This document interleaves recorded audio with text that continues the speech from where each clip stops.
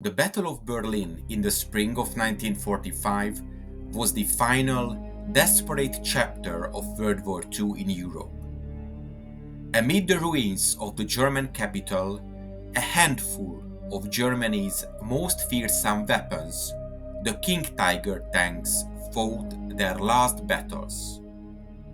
One of these iron behemoths, King Tiger 314 of the 503rd Schwere SS Panzerabteilung, or Heavy Tank Battalion, commanded by SS Unterscharführer Georg Diers, stood as a symbol of defiance, even as the city crumbled around it.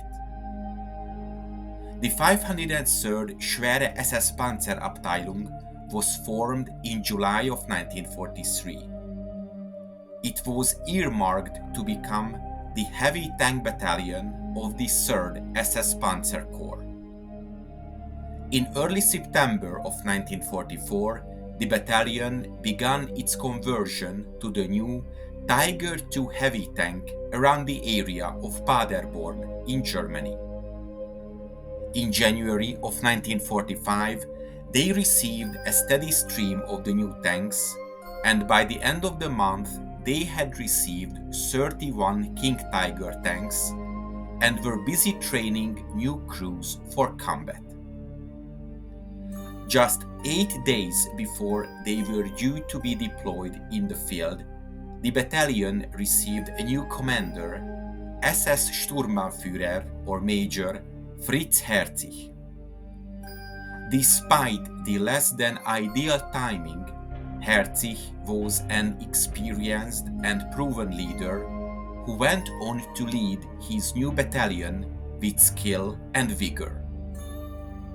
The battalion had a total of 39 instead of 45 Tiger IIs and was loaded onto trains on the 27th of January 1945 and sent to the Eastern Front in the Army Group Vistula sector.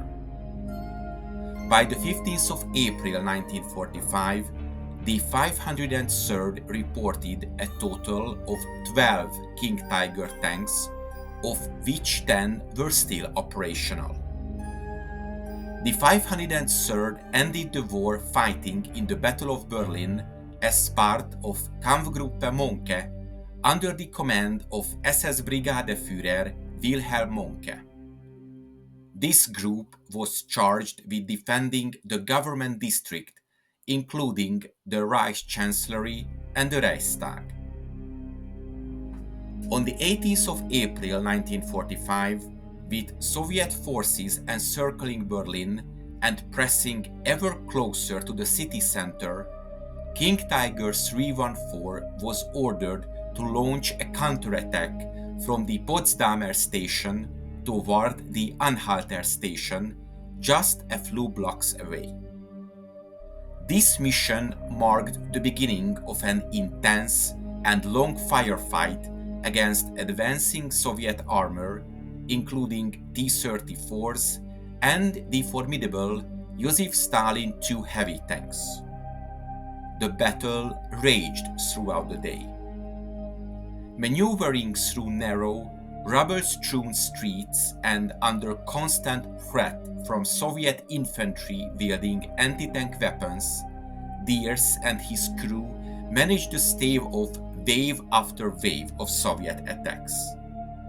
However, the sheer weight of the Soviet firepower eventually forced the tank to retreat to the Potsdamer station. Despite this setback, the tank crew claimed a staggering number: 39 Soviet tanks destroyed in Berlin, a testament to their skill and the King Tiger's potent weaponry. The following day, the relentless Soviet assault continued. Diers' tank was disabled during a fierce engagement. Surrounded and outnumbered, the tank was finally abandoned. The loss of the King Tiger highlighted the increasingly grim reality for Berlin's defenders. Without resupply or reinforcements, even these mighty machines could not withstand the overwhelming Soviet advance. After Hitler's suicide on the 30th of April, the remnants of the Soviet defenders, including Deers and the King Tiger 314, attempted a breakout. Their goal was to escape the city and link up with the remaining German forces to the west.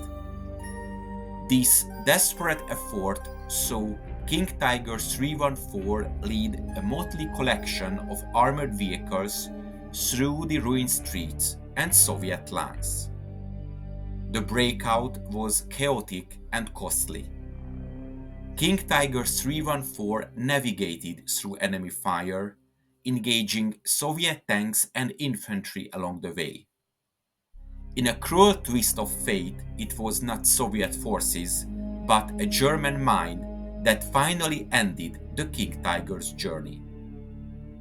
Disabled and immobile, Deers and his crew were forced to abandon their steel colossus. They joined thousands of other soldiers and civilians in an increasingly futile attempt to escape the collapsing Third Reich. The story of King Tiger 314 and its commander, Georg Deers, is a microcosm of the broader strategy and futility of the final days of World War II. These massive tanks with their thick armor and devastating 88mm guns were among the most powerful weapons of the war. Yet, their strength could not compensate for the strategic and material disadvantages that Germany faced by early 1945. The Battle for Berlin marked the King Tiger's swan song. Designed for open field engagements, these tanks found themselves bogged down in urban combat where their size and weight became liabilities. Even so, their presence in the final battles underscored the determination of their crews, who fought until the bitter end. As historians reflect on the Battle of Berlin, King Tiger 314 and its doomed breakout attempt remain enduring symbols of the last stand of the German army. These mechanical titans, scarred by battle, now rest as silent witnesses to the ferocity and desperation of the war's closing chapter. I hope you enjoyed this episode. If you want to support my channel, check out the PayPal donation link in the description or consider becoming a member. To make sure you don't miss my future work, subscribe to my channel please and press the bell notification button. Thank you and see you in the next video.